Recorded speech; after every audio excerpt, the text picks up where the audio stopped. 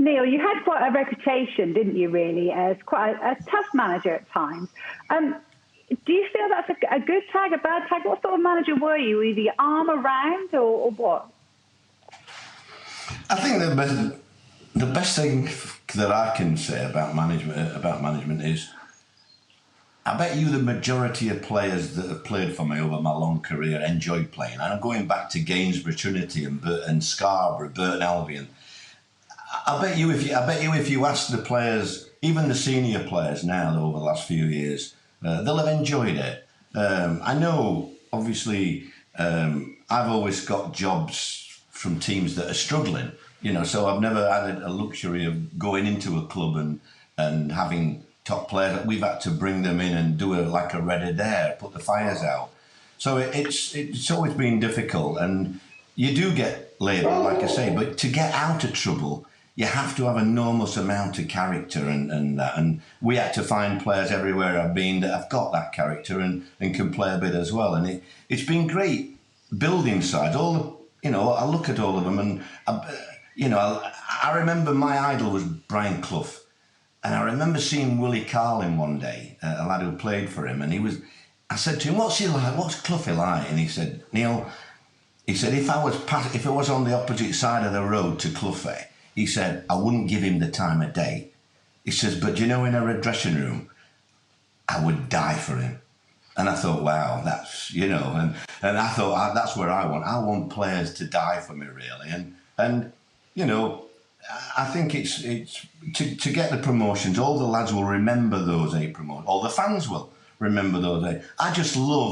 I love shots, crosses, tackles, headers. I just love that type of in the game, and at times I have to admit I don't like this pass at the back to get to the halfway line. I see teams in the Premier League losing 1-0, 8 minutes to go, they get a free kick on the halfway line and it ends up going back to the keeper. I can't understand why they can't put the centre halves in the box and have a free kick in the box when you're losing 1-0. I still don't understand it, mate, and that's modern day, but. I still enjoy it. I mean, I have enjoyed the times. And like I said, Cardiff was fantastic. I had a great chairman at Cardiff, Mehmet Delman, and you've got to have a good chairman if you're going to do well. And Neil, if you look back at your career, the longevity as a coach, the success that you've had, is man management, is that the one thing, you talk about Brian Clough there, is that the one thing that you have to have? And has that man management of players changed? Is the modern player, say at Cardiff, is that very different than players you managed at Notts County when you first started? Have you had to adapt as a coach to deal with the demands of dealing with modern players? Yeah, you've got to do. Everything moves forward. I mean, if you look at my career, 29 years, wow, 30 years as a manager.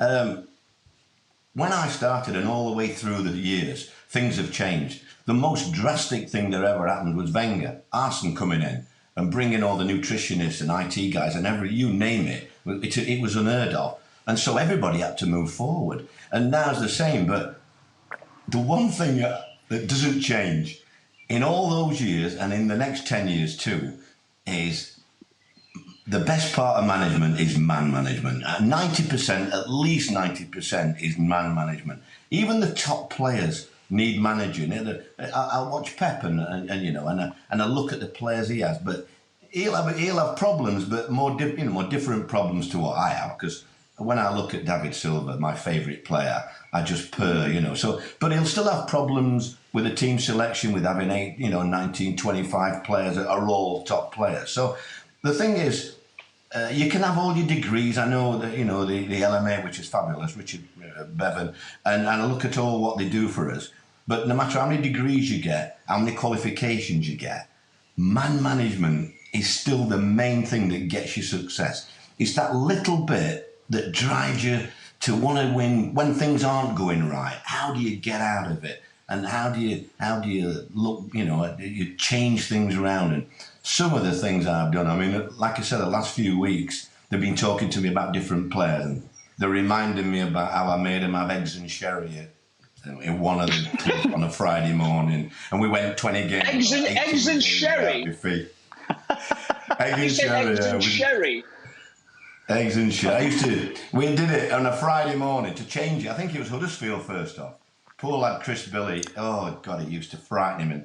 And we used to have, right, we hadn't, I think we'd gone about 10 games without winning or something like that. So Friday morning, bang. So I said, because I had it done to me once. I think it was Len Ashers who did it to me. So we had this, so Friday morning, everybody had egg and sherry. I used to mix it and down the hatch, and poor old Chris couldn't swallow it. And so, of course, we always had one at the end extra. And I used to invite all the players there around, right, vote for somebody that you want to have this extra one. They always voted for Chris Billy. But unfortunately for Chris, we went on a run of about 18 games. 18 games. And he had to go through them. And some of the other things, what we talked about, like training with one magpie. If I saw one magpie, we couldn't carry on until I saw another one. And a number of superstitions over the years, which is, I mean, when you look back, they are quite funny now.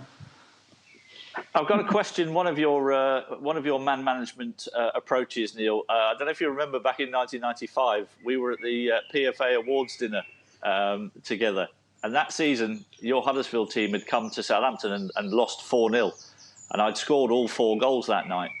And you'd put a centre back on me to mark me that night, and obviously you didn't do a particularly good job. And do you remember coming up and asking me to sign the programme to this particular lad with a slightly rude message on it? Do you remember that?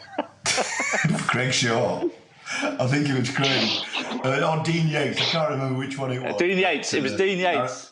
Dean Yates. Dean Yates. Listen, he was a great player as well, Dean. If he was playing today, it'd be worth a lot of money. But he had to learn. I think he learned more in that game. I mean, your goals were special as well. They weren't just flukes, and you didn't get tapping, did you? You didn't get anything hit you on the back of the head. You were always 25 yards. And I remember nudging. I think it was Paul Evans who we used to do with the assistant then. I remember saying, he shouldn't be playing against us. Yeah, I mean, things like that. When we got to the top level, that season we got promotion. Oh, Matt, you'll love it. We went to Liverpool and we lost 4-0, and we did ever so well to lose 4-0. They were up. And we're coming after, and all the heads were down like that. I had a fullback called Charlie Palmer who never said anything.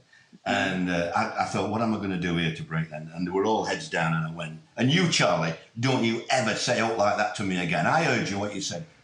Gaffer, I never said. I said, I heard what you said. Gaffer, I never said anything. I said, I heard you. Did everybody else hear it? And everybody said, I said, I heard you shout, help, help. And the dressing room just erupted. And I just said to him, I am so proud of you lads for only losing 4-0 today. Well done. Get us down the bus and get off.